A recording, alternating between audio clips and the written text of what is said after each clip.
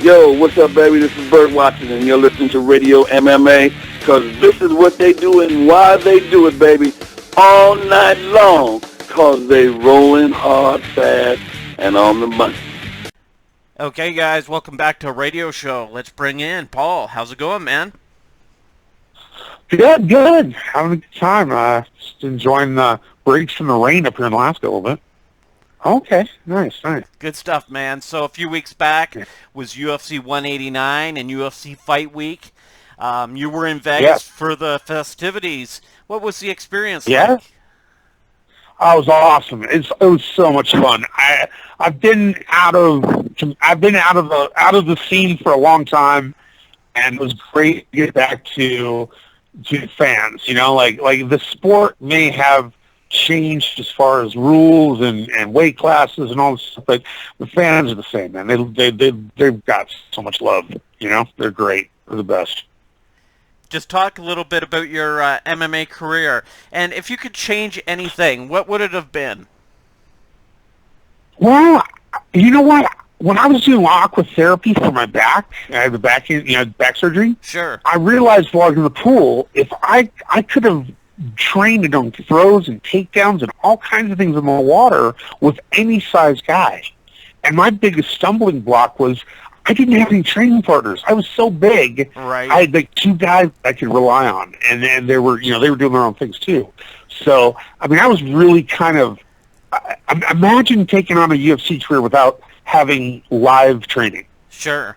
So that was my challenge was, learning from videotapes and just doing the motions and stuff, and it's just not the same. You just need it. So I would have, as a matter of fact, I want to start putting together an a water MMA course for injured guys who are older want to extend their career out.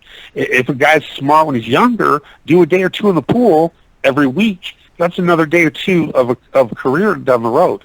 Because you're not pounding yourself. Right. You do your takedowns as hard as you want, your throws as hard as you want. It's kind of, I'm like opening some doors and like thinking, wow, this has got some potential. My way back in through training. Yeah, for sure, man. Okay, so go ahead. Oh yeah, no, I'm kind of excited about it. I stumbled across. There might be people doing it because I'm not sure. I've done a little research, but I haven't found anything. But I'm not looking at it as a rehab thing. I'm looking at. I mean, it could be, but I'm really looking at it as like doing when you got your heavyweights and even your older guys doing those things like takedowns, your judo throws, and your all those things. They really wear on the bones and the ligaments, and you got that buoyancy in the water. And not only is it you're getting less like compact, less pounding, you got to balance yourself more. You got to fight through the water. It's pretty cool, man. I'm in the beginning stage of this, and I think it's a good thing for guys who want to, have trouble getting enough training partners or just want to keep their bodies as well together as long as they can, because it's hard on you. Sport's hard on you. And you mentioned back injuries. What other injuries did you have through the years? Well, the back injury was actually a work injury. I played football at San Jose State. I wrestled football through high school. I really had minimal injuries. Like I was always worried I was going to get my nose broken. I was kind of fixated on it. And the cut guy, who they just cut, by the way. He was working on me. I'm like, did they break my nose? Did they break my nose? He's like, no, man, don't worry about it. And, it was like one of those things I always worried about. It never happened. So I was pretty lucky as far as, I got some pretty good cuts, some pretty good open wounds, but no bones. My bones are too thick, like my head. Nice. Okay, man. What was your experience in pro wrestling like? It was interesting. I actually initially wanted to be a pro wrestler before I wanted to be a fighter because there wasn't any fighting at the time when I was interested in pro wrestling. Sure. But I was up in the Bay Area where there wasn't really any connections, any schools, at least at the time. And I was just running my head against a brick wall because I was too far away from anybody to work with me. And so I kind of finally started to give up on it. And then I ran into, I saw the UFC and I got, fully into that. But the UFC at the time wasn't paying enough money. Okay, we were just barely making it. You know? Sure. Yeah. And so ECW got a hold of me and said, hey, would you like to come out and beat up our guys and give you some money and have some good time? And I'm like, okay, but I can't lose to anybody, right? I just can't do it. And we had a full discussion about that. And at some point, he forgot. Paul Heenan forgot about that. Like he suddenly forgot about it, and he was expecting me to, do that thing for Taz. And he wanted me to he wanted Taz to beat me up. I'm like, number one, just to discuss this. Number one, I told you I can't lose these guys, and nothing against Taz. Taz is a great guy. It wasn't Taz's fault, and Taz is a strong athlete. He's an amazing athlete, but he stands at my crotch. Right. And I'm very proud of that match because I sold that he could roll with me. Right. I mean, I'm actually really proud of it. And we didn't even warm up to that. That was just a live time. We had a little loose plan, but we just did our thing. And I was happy with what I did because, the dude's so small. It was so hard to, sell it, Yeah. But I think we did. And, basically me and he came to an agreement where I gave him a cheat win. It wasn't a legitimate win. Sabu comes in and does that drop kick off the top rope on me. Sure. And that's a cheat. So I could always say, you know what, it was a cheat. It wasn't a real deal. Blah blah blah. So that's how you roll through, right? Yeah. So I'll be nice about me and Ian's conversation about it because and then I'm sure you've heard the Missy Hyatt angle, right? Oh yeah. Yeah, well, you know what? It's funny because it wasn't quite like that. We were dating, so there's some truth to it, and there's, you know what I'm saying? Yeah.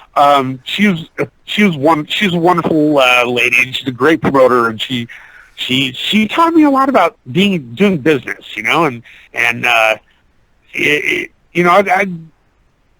we had fun. It was cool. She's a nice person, and she actually broke up with me because I was taking too much attention from her.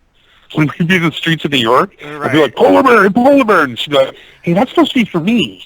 And on the fifth or sixth visit, she's like, Paul, we got to talk. I'm like, what? Nice. She goes, I can't do this anymore. I'm like, why? You take my attention. At least she was honest, Oh yeah, man. Let's go back to UFC here, and like you mentioned, Stitch Duran got fired for speaking out against the Reebok deal. What's your take on that whole thing? I think that the UFC's business plan is so strong and so solid and been so successful that they're forgetting the humanity of it. Right. And the fans love the fighters and the people that are sweating and bleeding and putting the effort into it. And I think that the UFC, if they step back, take a breath, and realize what kind of investment payoff they could get from a little short-term, taking care of things, a little more friendly, like being a little bit more family orientated as far as the family of fighters Right. and the family that they work with, instead of being bottom line oriented. And you can't really say to an organization, a professional organization that has just really been born to understand these subtleties. Okay, like the NFL, the baseball, all the leagues have been going for a long time. So the UFC is growing so fast because it's such an amazing sport. They're really getting caught up in the dollar bills. But they've got a better long-term view than SCG ever did. But they're going to find I think they're smart enough to do this. I think they're really bright people that love warming it up a little bit, not making it so cut and dry and kind of Right. cold. Yeah. Will really bring money in, and comfortable situations versus being, ragged on by the fans, So, love brings love, right? Yeah, for sure, man. So Yeah. just talk about what else you've been up to lately and any future stuff you got going on. Well, I've gotten involved with a group called the Legends of the Cage. Sure. They're an amazing organization. Brian Moore and Big Daddy Gary Goodrich they started it, and it's an organization that basically they're organizing the older dudes and basically given us an opportunity to do autograph signings and go do things. And we have an event coming up in October in New York, another expo, and there's just more and more of these things happening. And not only are the individuals who are doing it, getting taken care of, but we're looking out to help out other fighters who are injured, who need help, who need medical help, who need whatever kind of help. So it's really a reach out and get in touch with them, and you'll see what they're doing is when I first talked to Brian Moore about it, I didn't know he was as real as he is, because you hear things from people all the time, right? Yeah. And he's one of the few people that he just keeps calling me and just all these awesome things he's dropping in my lap. I'm like, man, wow! It just takes my breath away. I mean, he's all about help. And Gary Goodrich is a incredible human being. He's I could introduce him to you guys want to talk to Gary sometime, or anybody from Legends of the Cage. We've already talked, and they said they'd love to do anything with you. So you got an open invitation there for any of those guys, and it's going to become a force. You watch out for Legends of the Cage. It's basically we're organizing the old guys, and the fans will. The love I got at the expo was unbelievable. It was just so nice. It was so great. It was. I love UFC fans. They're just awesome, man. Okay, so looking back on your career, what was the greatest moment you had in MMA? Wow. Honestly, it was UFC 7 when I was runner-up with Marco Ruas. Right. Because our battle was so... It was a battle. I mean, it was... When he won, he was so happy. You could see that he was worried about winning that. He didn't just... I didn't get wiped out. We battled. Right. And if you're going to go down, that's the way to do it, to a great guy like that. And we did things that was never done before. Me put my hand over the octagon, they had to raise the octagon up because they didn't want me doing that anymore. So I never had a belt, but I did raise the octagon. I think I'm the only guy to do that. Very nice. And I was sick. I had a temperature, and it was a really challenging evening. And I rose to the challenge. I did the best I could. And that's all there really is, man. I mean, I'm a proponent of there's no loss in giving it your all. That's one of the things I talk about in motivational speaking. If you give it all up, there's nothing to feel bad about. It was a wonderful night. I didn't get the belt, but we had a great time, and I fought through a fever, and one of the guys I've been lost touch with, I'm trying to get back in touch with Jerry Harris, who I beat in the second round. The tall guy, like the Kishinko Karate. Sure. 6'7" guy. Well, my fever broke at the after party, and everybody was trying to get me to go back to my room because I was yellow and sweating and looked horrible. Oh wow. Well, my fever broke, and I fainted, and Jerry Harris caught me and put me in a chair to make sure I was okay. And I was pounding this guy in the head, and it just shows you. It's one of those experiences of like how we're fighting, but we're not fighting. We're fighting ourselves. We're seeing how good we get. It's not about hurting anybody or beating. I mean, well, there's a couple guys. Tank I'd still like to take once, but he's the only guy. But the rest of it was an incredible sharing of, or testing and sharing of one's abilities, and it was awesome. It was so much fun. This weekend is UFC 190. What's your opinion on Ronda Rousey? She's amazing. I mean, there's just no way around it. She's amazing. I mean, she is so impressive. the only disappointment in women's MMA right now, because all the ladies are going. I mean, they go. And so does she. But when she goes, people crumble. Yeah. And I love WMMA is because it's the ladies are intense, man.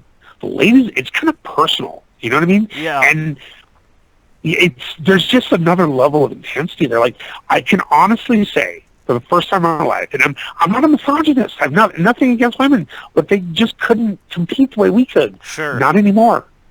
Women's MMA is just as good or maybe better than men's. And I would have in a million years would have said that unless I knew. And so I'm like, honestly, like, I want to, I think whatever woman do like any other female sports, I'm like, how come you're a little slower than the guys? I mean, we know you can do it now, and we've got the ladies over here, and look at that punch. Look at that. That's snap. That's the pure on. Come on, you can step it up a little bit. We all know you can, Right. Not to be a jerk, but just to be like, to challenge the challenge, like it's that's how we grow as challenges, and I'm so glad that I can say the women are such badasses, because before I wasn't saying women are disadvantaged. They're just not performing as well as us, and now they are. So I can finally go, yeah, right on. Women are just as badass as men. I love that. Love it. What's the difference between old school MMA and new school MMA? It's a good question, because when we were doing the panel at the expo, that was like a big topic, and there is a lot of differences. Okay, it had to evolve into what it is now. Except for they should have a super heavyweight class. Yeah. I'm too big to do my own sport, but that's another story. But so they had to do these things to make it so they could get the sports commissions and authorities to make it legitimate. Right. And now it's become very efficient and very it's amazing, and they're amazing athletes. But the difference really, and I always go back because I can't help it, and it's just the truth, is 3 fights in one night. Yeah. It's more than athleticism. It's a bit of just stubbornness. I don't know, stubbornness or just. I mean, to come back, you're going to have injuries. After the first fight, you're going to have injuries. Right. The second fight, you're going to have more injuries. And it's kind of a little bit of it's pretty tormentive while you're waiting, and they got the monitor up, and you see the guy you're going to fight next beat up the guy that you're going to fight next. And so, I mean, it was a mental test of gargantuan proportions. You go, okay, I can deal with this shoulder being like this, and I know he's hurt too, and I mean, you're negotiating in your head how you're going to work through these injuries, because you have injuries. I mean, that's what happens in a fight. And so that, I think if it was still that way, the sport couldn't have grown the way it is now. You just don't have people willing to do that sort of thing. We were a little bit nutty, 3 fights one night was a little bit crazy. Yeah. But I loved it. I loved it. I mean, I love the fact that it's evolved, and I have this piece of it where it's like the old Wild West, Right. Like you harken back to the old original Olympics and the gladiatorial sports and stuff. And so, change is constant, Yeah. And I'm proud to be a part of the beginning of the United States MMA experience, Yeah, man, that was my next question. Just talk about being proud of being part of MMA history, those original events, they were so big. Yeah, like I said, when a fan comes up to me, and especially somebody who's as challenged, say they're in a wheelchair or they're facing some sort of deformity and problem, right? And they see me and their face lights up. They have this huge smile, and I can see how much I've maybe for a moment maybe improve their lives for a second. And that just makes me feel like really lucky to have been able to motivate or help or even just make a person smile, make a day a little bit less of a drag. Right. You know, that's awesome for me. You know, it's just that's what I love most about it. I love seeing the fans just get crazy and have a good time, and the kids get all excited. I love doing motivational speaking with kids, and that's, you know, I think once your body's all worn out and you're not going to do any work because it hurts too much. Right. It's time to share your knowledge with the next generation, and not so much promote fighting, but promote challenge taking, promote taking on life, promote being your own hero. You know, and you know, and that's part of the cycle, I believe. You know. So that's I'm so proud to be one of the founding, one of the legends of the cage. That's what they call us now, in our group, and coming back and sharing stories and experiences with with the guys that you haven't seen in years, and then with the fans that want to hear about it. It revitalizes you. Like I haven't been the polar bear in like 10 years. You know what I mean? Like, people fear me because I'm huge, so I'm just used to that. Right. But not a lot of people recognize me as much anymore. But, you go to an expo, man, wow. All of a sudden, I'm the polar bear, and wow, it's pretty fun, Sounds awesome, man. So, anything you'd like to promote before we let you go, or throw out your social media? Yeah, definitely. You can get a hold of me on Twitter, Paul Varelans on Twitter, and you can get a hold of me on Facebook on Paul Varelans at that.